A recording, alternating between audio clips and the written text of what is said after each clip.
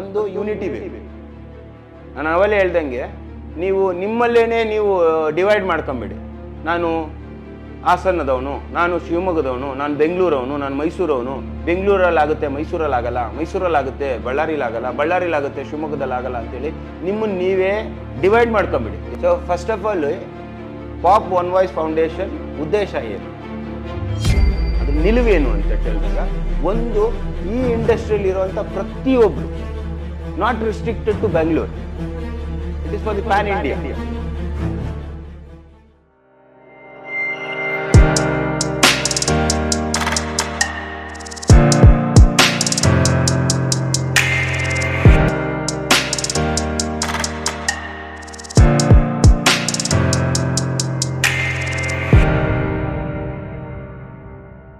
ಇಂಡಿಯಾದಲ್ಲಿ ಇರುವಂಥ ಯಾವುದೇ ಸ್ಟೇಟ್ ಆಗಿರ್ಬೋದು, ಯಾವುದೇ ಸಿಟಿ ಆಗಿರ್ಬೋದು, ಅಲ್ಲಿ ಯಾವುದೇ ಒಂದು ಪೆಟ್ ಇಂಡಸ್ಟ್ರಿ ಸೆಕ್ಟರಲ್ಲಿ ಸೇರುವಂಥ ಬೆನಿಫಿಷಿಯರಿ ಆಗಿರ್ಬೋದು, ಅಂದರೆ ಅವ್ನು ಡಾಗ್ ಬ್ರೀಡರ್ ಆಗಿರ್ಬೋದು, ಡಾಗ್ ಫುಡ್ ಮ್ಯಾನುಫ್ಯಾಕ್ಚರರ್ ಆಗಿರ್ಬೋದು, ಡಾಗ್ ಫುಡ್ ಹೋಲ್ಸೇಲರ್ ಆಗಿರ್ಬೋದು, ಡಾಗ್ ರೀಸೇಲರ್ ಆಗಿರ್ಬೋದು, ಟ್ರೇಡರ್ ಆಗಿರ್ಬೋದು, ಪೆಟ್ ಶಾಪರ್ ಆಗಿರ್ಬೋದು, ಎಲ್ಲರನ್ನೂ ಒಂದು ಕಡೆ, ಅಂದರೆ ಈವನ್ ವೆಟರ್ನರಿಯನ್ನು ಕೂಡ ಏನು ಪ್ರೊಫೆಷನಲ್ಸ್ ಇದ್ದಾರೆ, ಅದು ಟ್ರೈನರ್ ಇದ್ದಾರೆ, ಡಾಗ್ ವಾಕರ್ಸ್ ಇದ್ದಾರೆ, ಬರ್ಡ್ ಬ್ರೀಡರ್ಸ್ ಇದ್ದಾರೆ, ಬರ್ಡ್ ಸಪ್ಲಿಮೆಂಟ್ಸ್ ಮಾಡೋರು ಇದ್ದಾರೆ, ಟೇಮ್ ಮಾಡಿ ಮಾರೋವಂಥವ್ರು ಇದ್ದಾರೆ.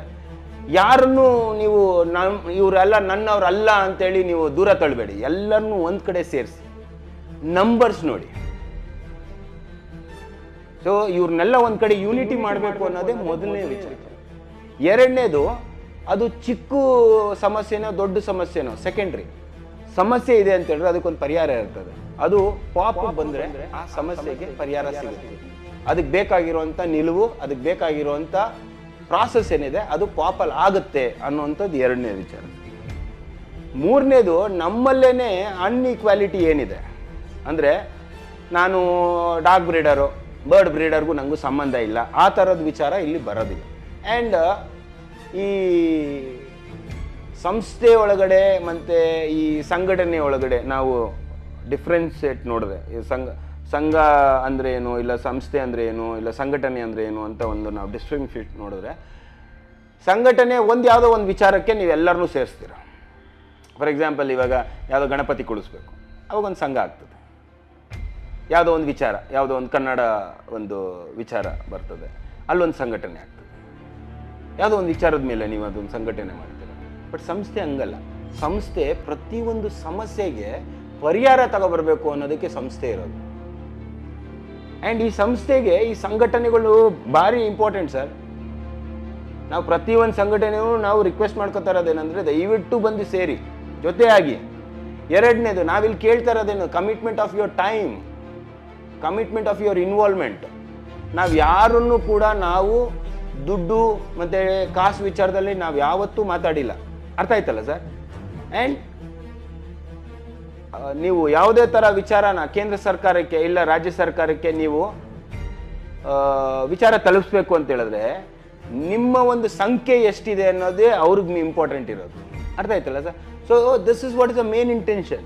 ಆ್ಯಂಡ್ ಕೊನೆಯದಾಗಿ ಹೇಳ್ಬೇಕಾಗಿರೋದು ಏನಂತ ಹೇಳಿದ್ರೆ, ಫಸ್ಟ್ ಆಫ್ ಆಲ್ ನಿಮ್ಮ ಒಂದು ಐಡೆಂಟಿಟಿ ಏನಿದೆ ಅದನ್ನು ಉಳಿಸ್ಕೊಳ್ಳಿ ಫಸ್ಟು. ಇವಾಗ ಐಡೆಂಟಿಟಿ ಉಳಿಸ್ಕೊಳ್ಳೋದು ಅಂದ್ರೆ, ಇವಾಗ ನಮ್ಗೆ ಐಡೆಂಟಿಟಿನೇ ಇಲ್ಲ, ನಾವು ಉಳಿಸ್ಕೊಳ್ಳೋದಿನಲ್ಲಿಂದ. ಕರೆಕ್ಟ್ ಅಲ್ಲ, ಅದನ್ನೇ ಉಳಿಸ್ಕೊಳ್ಳಿ ಅಂತ ಹೇಳ್ತಾ ಇರೋದು ಸರ್. ಅಟ್ಲೀಸ್ಟ್ ರೈಟ್ ನಾವು ಅಟ್ಲೀಸ್ಟ್ ನಿಮಗೆ ಒಬ್ಬ ಡಾಗ್ ಬ್ರೀಡರು, ಒಬ್ಬ ಪೆಟ್ ಶಾಪ್ ಓನರು, ಒಬ್ಬ ಬರ್ಡ್ ಬ್ರೀಡರ್ ಅಂತ ಹೇಳ್ಬಿಟ್ಟು ಯಾವುದೋ ಒಂದು ಇಲಾಖೆ, ಯಾವುದು ಅನಿಮಲ್ ವೆಲ್ಫೇರ್ ಬೋರ್ಡ್ ಅವರು ಬಂದು ನಿಮ್ಮನ್ನ ಕೇಳ್ತಾ ಇದ್ದಾರೆ, ಫಾರೆಸ್ಟ್ ಡಿಪಾರ್ಟ್ಮೆಂಟ್ ಅವ್ರು ಬಂದು ನಿಮ್ಮನ್ನು ಕೇಳ್ತಾ ಇದ್ದಾರೆ ಅಲ್ವಾ?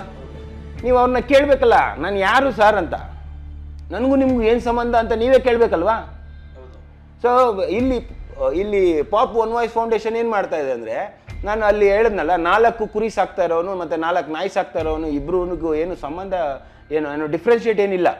4 ಕುರಿ ಸಾಕ್ತಾ ಇರೋನು ಮತ್ತು 4 ನಾಯಿ ಸಾಕ್ತಾ ಇರೋರಿಗೆ ಮಧ್ಯದಲ್ಲಿ ಯಾವುದೇ ಥರ ಡಿಫ್ರೆನ್ಸ್ ಇಲ್ಲ ಸರ್. ಬಟ್ 4 ಕುರಿ ಸಾಕೋನಿಗೆ ನೀವು ಮಿನಿಸ್ಟ್ರಿ ಆಫ್ ಅಗ್ರಿಕಲ್ಚರಲ್ಲಿ ಫಾರ್ಮರ್ ಅಂತ ಹೇಳಿ ಡಿಕ್ಲೇರ್ ಮಾಡಿದ್ದೀರ. ಅದೇ ನೀವು 4 ನಾಯಿ ಸಾಕ್ತಾ ಇರೋನಿಗೆ ನೀವು ಮಿನಿಸ್ಟ್ರಿ ಆಫ್ ಅಗ್ರಿಕಲ್ಚರಲ್ಲಿ ಮತ್ತು ಫಾರ್ಮರ್ ಅಂತ ನೀವು ಡಿಕ್ಲೇರ್ ಮಾಡಿಲ್ಲ. ಫಸ್ಟ್ ನೀವು ಅದನ್ನು ಉಳಿಸ್ಕೊಳ್ಳಿ. ನೀವು ಜರ್ಮನ್ ಶೆಪರ್ಡ್ ನೀವು ಸಿಂಗಾಪುರಿಂದ ತಂದ್ರೋ, UK ಇಂದ ತಂದ್ರೋ, ಇಲ್ಲ ನಿಮ್ಮ ಹತ್ರ ಇರೋಂಥ ನಾಯಿ ಎಷ್ಟು ಚಾಂಪಿಯನ್ ಆಗಿದೆ, ಅದು ಎಷ್ಟು ಕೋಟಿಗೆ ಬಾಳುತ್ತೆ, ಅದೆಲ್ಲ ನಮಗೆ ಇಂಪಾರ್ಟೆಂಟ್ ಇರೋದು. ಫಸ್ಟು ನಿಮ್ಮ ಐಡೆಂಟಿಟಿ ಬೇಕಲ್ಲ. Who are you?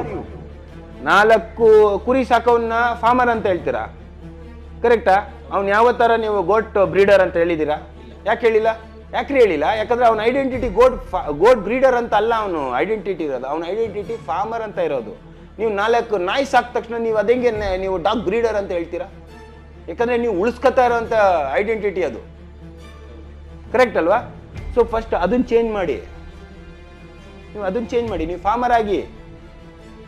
ನೀವು ಫಾರ್ಮರ್ ಆದಮೇಲೆ ಆಗಬೇಕಾಗಿರೋಂಥ ಎಲ್ಲ ಚೇಂಜಸ್ ಆಟೋಮೆಟಿಕ್ ಆಗಿ ಆಗ್ತದೆ.